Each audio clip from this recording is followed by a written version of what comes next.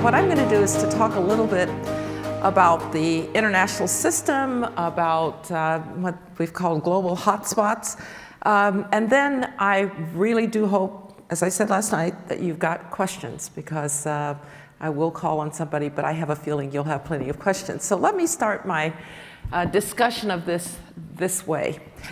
I was the Soviet specialist in the White House for George H.W. Bush in 1989 to 1991. The wall fell during that time. We unified Germany. Eastern Europe was liberated. History was going our way. It was an extraordinary time, but it was a transformative time. I was then the National Security Advisor on September 11th. And for a country that had not been attacked on its territory since the War of 1812, this was a shock, and again, it was transformative. Even with those two experiences, I don't think I've ever seen anything like the international chaos that we're seeing now. When I'm feeling good about it, I call it a system in transition. When I'm feeling less good about it, I just think it's chaotic and that none of the pieces are at all clear. So what I want to do first is to talk to you about kind of the reasons, the kind of elements that are causing this system to feel chaotic, unmoored. The verities seem to all be up for grabs. And so I would say that the first reason for that is that for the first time since the end of World War II, we have the reemergence of great power conflict. And great powers are different. It's one thing to talk about non-state actors, as we did after 9/11. It's another thing to talk about regional players. But when you have great powers and they bring with them so many assets to the table, they tend to bump around and really make things feel unstable. So I think when we left office the first time that I left office in 1991, we really thought that great power conflict was never going to emerge again. After all, the so-called Washington consensus about democratic capitalism just seemed to be on the rise. Eastern Europe had just been liberated. The Chinese were, if not democratic capitalists, they were certainly capitalists. It seemed that many of the rules of the road for the international system were now written, and everybody understood that. And most importantly, the great powers had all bought into it. If you look today, of course, that's not the circumstance that we face. We face a disruptive power in Russia, a declining power, really, but a power with still a lot that can disrupt the international system. And you see that in what has happened, of course, with the Russian invasion of Ukraine. Now, when you think about Russia as a great power, think about it not as the successor state to the Soviet Union or Vladimir Putin trying to reconstruct the Soviet Union. Think of it rather instead as something that's quite 19th century, which is an empire trying to reassert itself. Vladimir Putin is a royalist. He's a nationalist. You might notice that he uses all of the symbols of the Russian Empire. In fact, he once told me when we were in his office, he said, "You know, Condi, you know us. Russia has only been great when it's been ruled by great men, like Peter the Great and Alexander II. Now, he didn't say Catherine the Great. She was a woman. I guess she didn't count, even though she was a brilliant czar.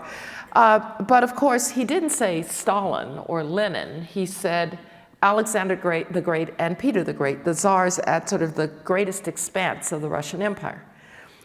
There's a line for which he's famous, which is that he said that the greatest tragedy of the 20th century was the collapse of the Soviet Union. And everybody took that to mean about communism.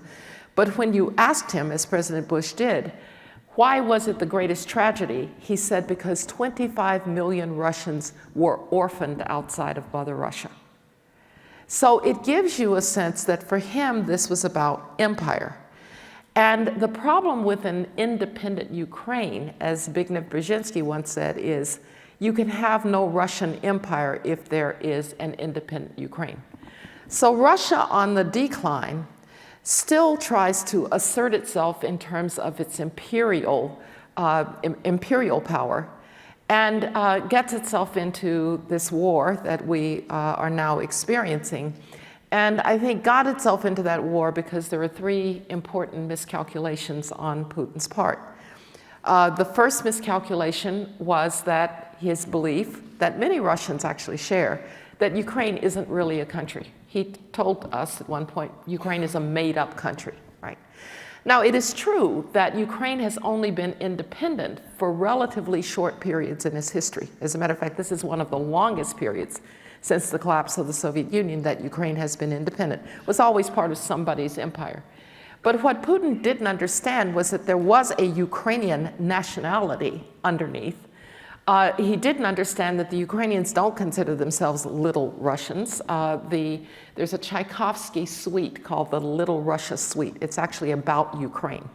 And so Russians tend to misunderstand this. It's a distinct language. I speak pretty good Russian. If I try to speak Ukrainian, I'll make all kinds of mistakes.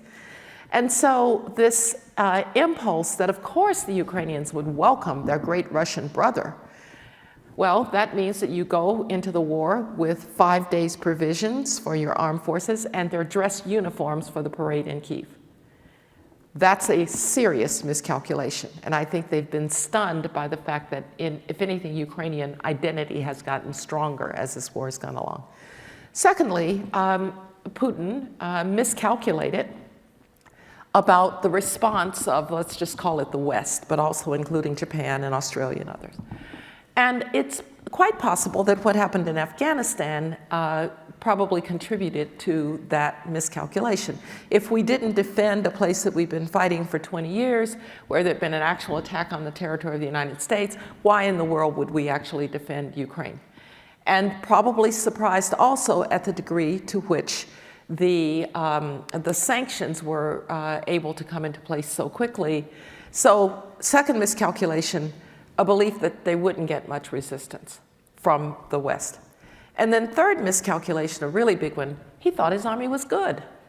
They're not. They're actually terrible.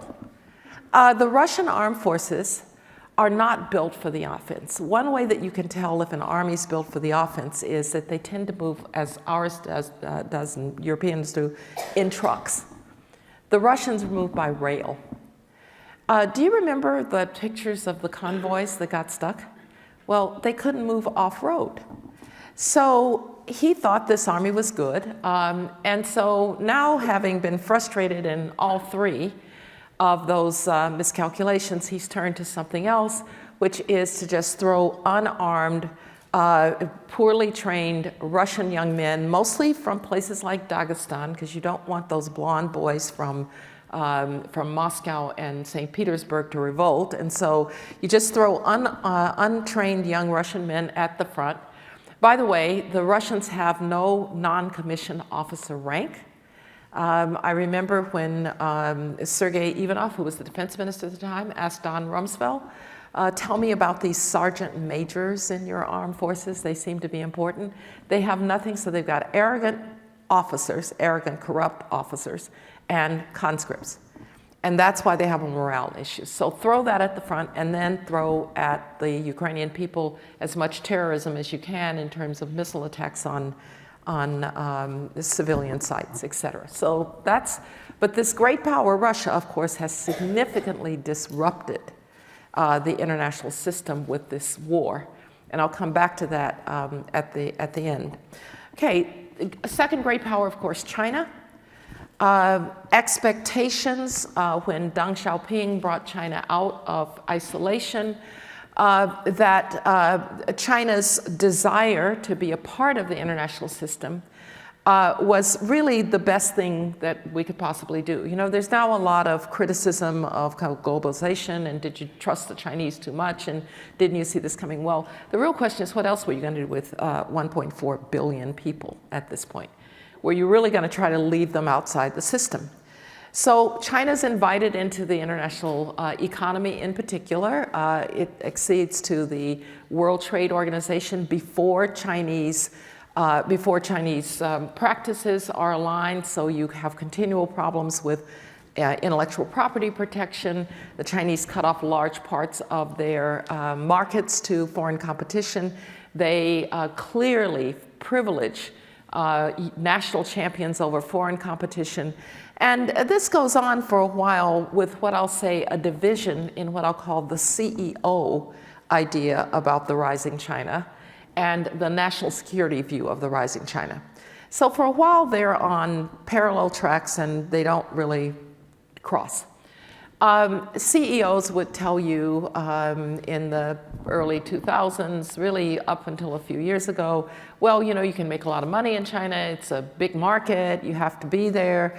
And yes, I know that my intellectual property is at risk, but I can protect that.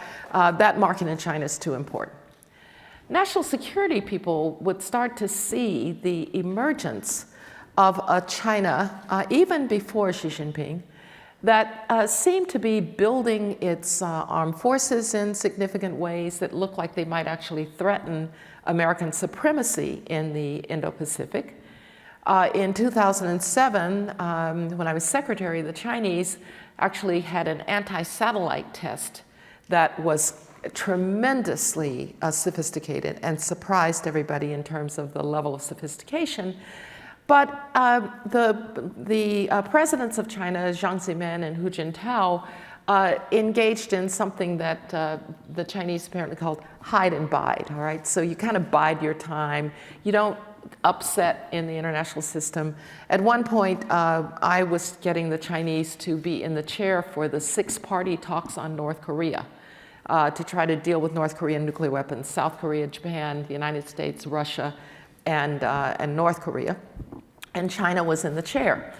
And it was hard to get them to actually do anything, right? They would say, oh, we're just a developing country and so forth. And you think, no, come on, act like a great power. Well, we got our wish with Xi Jinping. They're now acting like a great power. And now you start to see these narratives, the Chinese, the CEO narrative and the national security narrative starting to come together. Because what happens under Xi Jinping is that now there is an assertion that China has arrived and that China ought to be able to engage in its foreign and defense policy as a dominant power, if not the dominant power in the Indo-Pacific. The other piece that starts to come together is that in terms of technology, for the Chinese under Xi Jinping to go out and say, we will surpass the United States in frontier technologies like quantum and like AI, what did they expect? You got a backlash in the United States. You got a backlash because it appeared that this effort to surpass technologically wasn't just because you wanted to build your economy, it was because you wanted to leverage that technological capability to supplant the United States in international power. And you know, people talk about a new Cold War, but there are a couple of really big differences with the Cold War. One was the Cold War was ideological in a way that the great power rivalry isn't. But probably most importantly, the Soviet Union was a military giant, but it was a technological and economic midget. That is not true of China. For the first time, the United States actually has a rival that has economic, technological, and military power to bring to bear on the international system. And Xi Jinping has not been quiet about it. And so you get declarations, for instance, from China that the Taiwan Straits are Chinese national waters. You get a complete reversion or decision to reverse the 1997 understandings about Hong Kong. One country, two systems doesn't work any longer. Hong Kong is essentially, because of the security laws and so forth, is essentially a province of China at this point. And the Chinese engage in something called wolf warrior diplomacy. Now, there's a tendency with authoritarians to engage in what I call authoritarian envy. Right? Oh, they build great airports. Oh, they're so smart. Oh, the Chinese are so strategic, Sun Tzu, etc. You couldn't have a dumber foreign policy over the last couple of 3 years than Chinese foreign policy. Who calls the Australians gum under the shoe of China? Who goes to a border with India that's been quiet for 40 years and beats up Indian soldiers with baseball bats? And so before long, you start to get a reaction to the wolf warrior diplomacy, not to mention to Belt and Road, which it turns out the terms aren't so great if you're a recipient of Belt and Road money. And all of a sudden, all these countries find themselves indebted. And so we used to think the Chinese would go for what was called loan to own. Right? So if you can't pay back your loans, well, that kind of works in the 19th century. It doesn't work so well in the 21st century. And so China, in its great power dimensions, has begun to flip to a different, not set of principles about what they're trying to achieve, but to the face on it. So all of a sudden now Xi Jinping, it's not wolf warrior diplomacy, it's, oh, we can make peace in the Middle East. Look at what we did with Iran and Saudi Arabia. Oh, you know, we're making our peace. We keep talking to Putin about peace in Ukraine. It's a charm offensive now. It's a diplomatic charm offensive. But the underlying circumstances of trying to supplant the United States in the Indo-Pacific in particular, and perhaps globally, continues to dominate Chinese foreign policy. So you have a declining power in Russia that's disrupted the system through a war in Europe that nobody ever thought we'd see another ground war in Europe. You have a rising power or a risen power in China that's disrupting the system because it's kind of not playing by the rules that we thought it would play by. And so all of a sudden, the United States finds itself with rivals. Now, let me say just one word about the relationship between the two of them, because the other piece of this has also been, of course, the relationship without limits between Xi Jinping and Vladimir Putin, the bromance between these two authoritarians.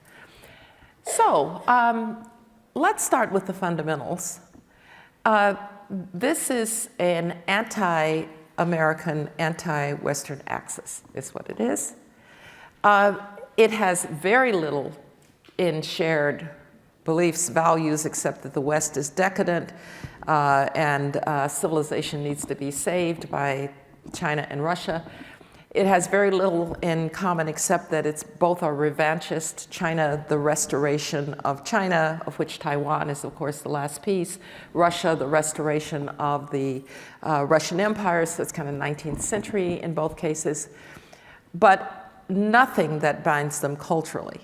In fact, there are no more xenophobic people in the world about Asians than the Russians.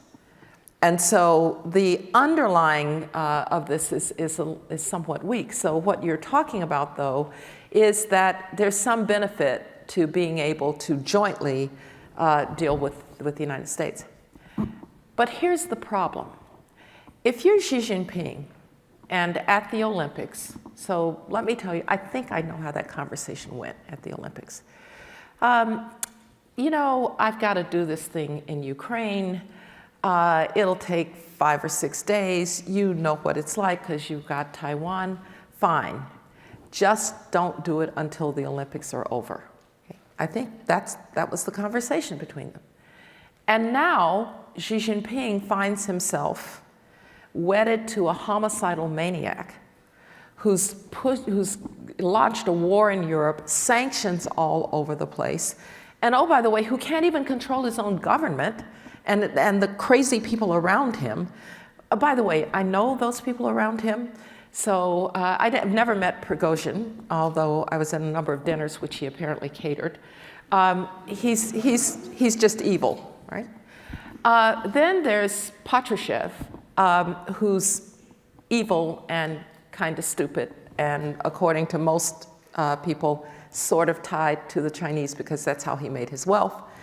And then there's the defense minister, Shoigu, who is just an idiot. All right, I spent a lot of time with him. He's really an idiot. And then you have Gerasimov, who apparently just drinks a lot. So it's not a particularly inspiring group around Vladimir Putin, who is more and more isolated, told the truth less and less, And now, as Bill Burns said at something I was recently at, our CIA director, if the emperor has clothes, he better put them on pretty soon, because everybody has seen what has happened with this mutiny. So you're Xi Jinping, and this is your relationship without limits. So I was a figure skater. A figure skating blade is about 1/4 of an inch. The Chinese are on 1/4 of an inch blade when you deal with the Russians. They don't want to fall this way because they don't really want to criticize the Russians and break up the relationship without limits. But on the other hand, they don't want to fall this way and fall on the wrong side of sanctions and maybe launch secondary sanctions if they were to help the Russians too much. And so they try to walk this very, very narrow path. And so far, it looks as if they have not crossed over to help the Russians in ways that would bring about secondary sanctions. And one final point about this comes at a particularly bad time for Xi Jinping and China. What is the source of legitimacy for the Chinese Communist Party? Prosperity. It sure as heck isn't you get to vote for them. It's prosperity. And all of a sudden, the roots of the stability of prosperity is up for grabs. You've read about the youth unemployment problems. You've read about the bubble in real estate. And again, going back to authoritarians and authoritarian envy, when authoritarians make mistakes, they make really big ones. Because nobody tells Xi Jinping he can't do it, so zero COVID, that was a great idea, right? A few decades before, the one-child policy, and now 34 million Chinese men don't have mates. And so the problem is that when we would say, you can't have economic liberalization and political control, our thinking was, well, obviously you would give up political control for economic liberalization. And Xi Jinping has said, thank you very much, I'll take political control. And that means you cannot have the Alibabas and the Tencents of, you really think Jack Ma just wanted to spend more time with his family in Tokyo? Don't think so. So, you know, you can't have a separate set of power centers like these golden tickets that they had. You shut down your dominance in online education, because who knows what they might be educating people to. And you freeze the private sector, and then when growth is a problem, you start going to the private sector and saying, no, we didn't really mean it, come on back. Do you think anybody does? You have capricious and arbitrary decision-making, and so foreign investment starts to drop. And so the Chinese problem now is that they are carrying out this great power policy on an economic base that is that turns out to have been very dependent on integration in the international system, and that's beginning to decline. And so these two great powers have disrupted the system in major ways, and they are disrupting a system, and this is my second point, they've disrupting a system that was already weak. Globalization as we knew it had begun to become unstuck. And I'll just give you 2 data points about this. So on 9/11, when the 9/11 attacks happened, within days, we had a UN Security Council resolution that allowed us to track terrorist financing across borders, within days. Within a couple of months, we had something called Proliferation Security Initiative, 90 countries agreeing to stop suspicious cargo. If you go to an airport in Mexico City, in Dubai, in San Francisco, in Paris, it will look pretty much the same. You won't take more than 3 ounces liquid. You'll go through a metal detector. You will be asked some questions. We harmonized travel in a very short period of time. But now, fast forward to the other data point, which is COVID. That was, of course, the revenge of the sovereign state. My PPE, my population, my border controls, my travel restrictions, and eventually my vaccines. And so something happened in between, that the international system's response was no longer as an international system. And what happened in between was that the benefits of globalization began to look less certain, particularly for populations that were left out of the benefits of globalization. And you got the rise of populists. The rise of populism then, when was the last time that you heard a leader defend free trade, for instance? In the 2016 election, it wasn't just Donald Trump that was against the Trans-Pacific Partnership, it was the Secretary of State who actually negotiated it, Hillary Clinton, because the sort of nativist and protectionist impulses are coming back. You saw it, of course, in Brexit. But if you're an unemployed coal miner in West Virginia or an unemployed steel worker in Great Britain, what has globalization done for you? And politicians respond to that. The system gets weaker and weaker. The state becomes more the dominant actor. And particularly when you get great power conflict, you're going to see even more of this, because the tendency is to defend what is yours. So an already weakened system, these great powers that decide to challenge it, and then finally you have an overlay of the technology that is transformative, and where the domains in which you are dealing seem new and somewhat frightening. We went through the issues of cyber, that domain, the first time really that the domain of warfare, if you will, potential warfare, didn't belong to the government, belonged instead to the private sector. And so how did you deal with the fact that the portal was the private sector? But frankly, if you were hacked, you needed the government, because attribution of how a hack takes place is actually not physical attribution very often. It's very often an intelligence picture that can be built. And so the government is a good partner to have, but Edward Snowden comes along at exactly the wrong time, and you get less trust between the government and the private sector, and that trust is still trying to be rebuilt. So cyber was the first of those domains, and now we're talking about domains that are even more challenging. Whether it is synthetic biology, so one of the reasons that, and by the way, synthetic biology, the ability to engineer what would have been naturally occurring cells. And so when you think about the reasons that biological warfare really never took off, it was messy. You couldn't control it. A microbe wouldn't know the difference between a Ukrainian and a Russian, an American and an Iranian. But with the potential to do this in a more targeted way, you have to worry about whether or not these elements can be used for ill. Now, we had our brushes with biological agents when I was in the White House, and I'll tell you one of these stories. So after 9/11, we had anthrax. Those of you who are old enough to remember, I forget, maybe you don't remember so well, but maybe somebody told you that we had these anthrax attacks. And then the president had a report that there would be a smallpox attack. We had not vaccinated for smallpox since the 50s because we thought it had been eradicated.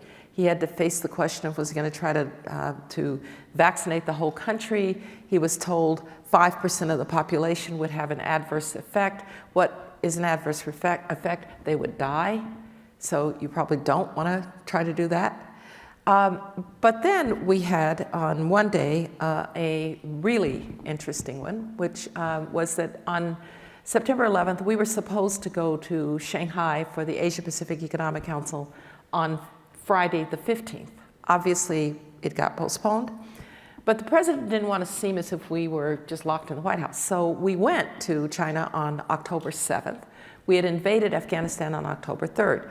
So every morning, we would have a video conference with the president, Colin Powell, me, and Andy Card, who was chief of staff in China, kind of going like this in a tent, so hopefully they wouldn't hear us. And on the other side of the video would be the Vice President Cheney, and my deputy, Steve Hadley.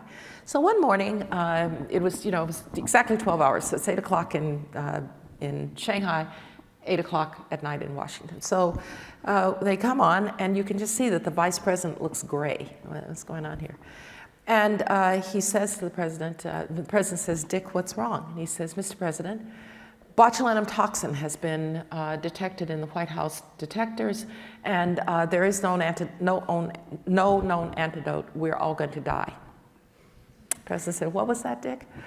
He said, "Well, anybody who's exposed is going to die." And so Colin Powell said, "What's the exposure time like? Was I in the White House during that time?" And he was. And so the President says to me, "Go call Hadley and find out what's going on." And so I call Steve Hadley. Steve had has a kind of Midwestern sense of humor. So he said, "We've sent the sample to the CDC, maybe a false alarm. Let me put it this way, if the mice are feet up, we're toast. If the mice are feet down, we're fine." So 24 hours later, we're at lunch with the Chinese, and I get a note that Hadley's on the phone. He says, "Good news, the mice are feet down. It was a false alarm." I go by the president's table, who's sitting with Jiang Zemin, and I said, "Mr. President, good news. Thank God the mice are feet down." And the president says, "Thank God the mice are feet down," at which point they translate it for the Chinese. Now, I'm sure the Chinese are thinking, what the heck are these people talking about, right? But those kinds of concerns about bioweapons will only be multiplied with synthetic biology. And then finally, AI. And if anybody can tell me where that's going, what we do know is the ability to do deep fakes. What we do know is the ability of AI algorithms to suddenly start hallucinating and making up stuff. I mean, it doesn't sound like a very good picture. And I was asked at an AI forum recently, will it become a weapon of war? Every technology has become a weapon of war. And so the international system, as weak as it is, with great power rivalry, this is a hard time to have this technology, which really does require some beginnings to think about what norms we would like to put around it. So that's all the bad news about the international system.